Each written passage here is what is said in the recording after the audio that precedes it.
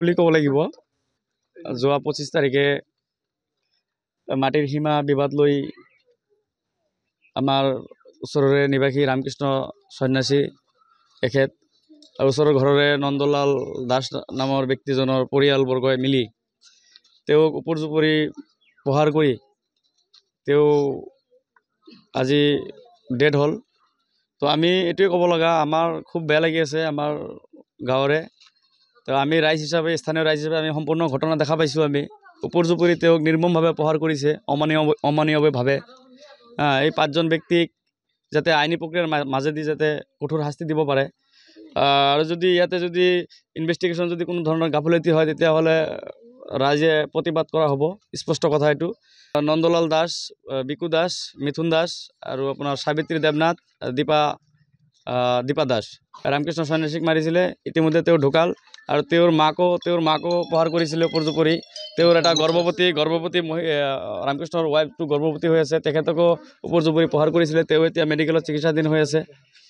তো আমাৰ কথা এইটোৱে, আমাৰ স্থানীয় ৰাইজ হিচাপে আমি দোষীক শাস্তি বিচাৰোঁ, দোষীক শাস্তিটো দিবই লাগিব। ইয়াতে কোনো ধৰণৰ গাফিলতি যাতে নহয় তাৰ বাবে আমি সকলোকে মানে ৰাইজ সজাগ হৈ সচেতন হৈ আৰু প্ৰশাসনে যাতে চোকা দৃষ্টিৰে যাতে বস্তুটো ইনভেষ্টিগেশ্যন কৰে, প্ৰপাৰ ইনভেষ্টিগেশ্যন কৰি যাতে দোষীক কঠোৰৰ পৰা কঠোৰতম শাস্তি দিয়ে।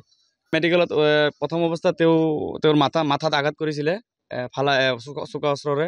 তাৰপিছতে তেওঁ ডিমাকুছী থানাত ততাতৈয়াকৈ গ'লে, ডিমাকুছী থানাৰ পৰা মেডিকেল কৰালে, আমাৰ ডিমাকুছী মডেল হস্পিটেলত মেডিকেল কৰা হ'ল।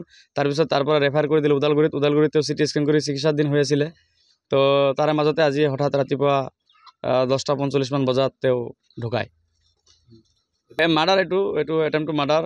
আৰু অতিকৈ দুখৰ বিষয় যে এই ঘৰৰ পৰিয়ালৰ এই সীমাৰ বিবাদ লৈ আজি 10-12 বছৰ আগতে তেওঁৰ ৰামকৃষ্ণ সন্যাসীৰ দাদাক এজন আছিলে পাণকৃষ্ণ সন্যাসী, তেখেতো এই সীমা বিবাদ লৈ কিনে চাৰ্কুল অফিচত যোৱা অৱস্থাত পানেৰীত গাড়ী দুৰ্ঘটনা হৈ তেখেতো ঢুকাইছে এই সীমা বিবাদক লৈয়ে।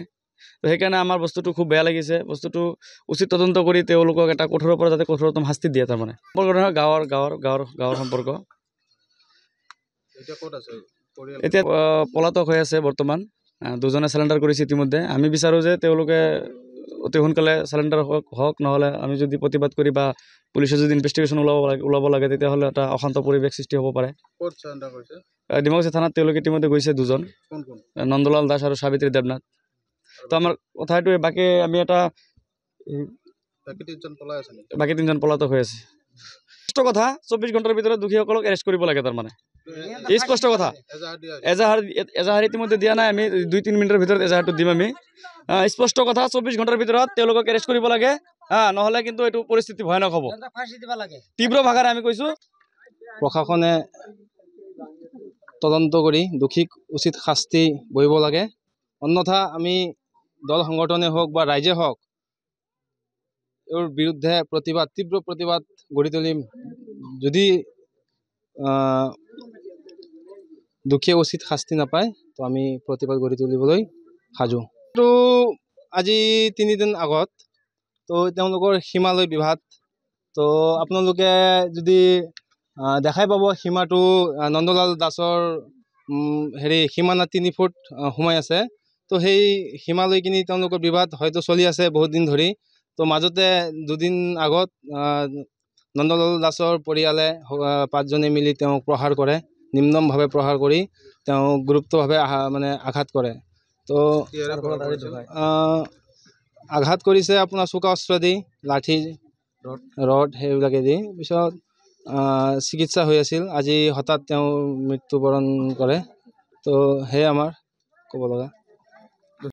ফাঁসির অর্ডার চাই আমি, অর্ডার চাই আমরা। ফাঁসি সাবিত্রী আনন্দ, ফাঁসির অর্ডার।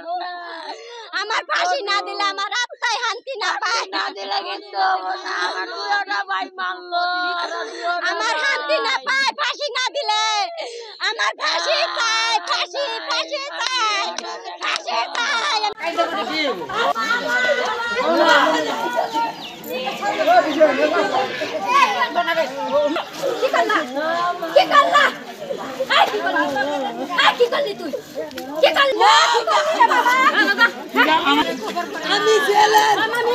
আমি ফাঁসি চাই, আমি ফাঁসি না দিলে ছাড়ুম না নন্দা, ফাঁসি না দিলে করে ছাড়ুম না আমি, ছাবি নন্দা দুজনা ফাঁসি। ও বাবা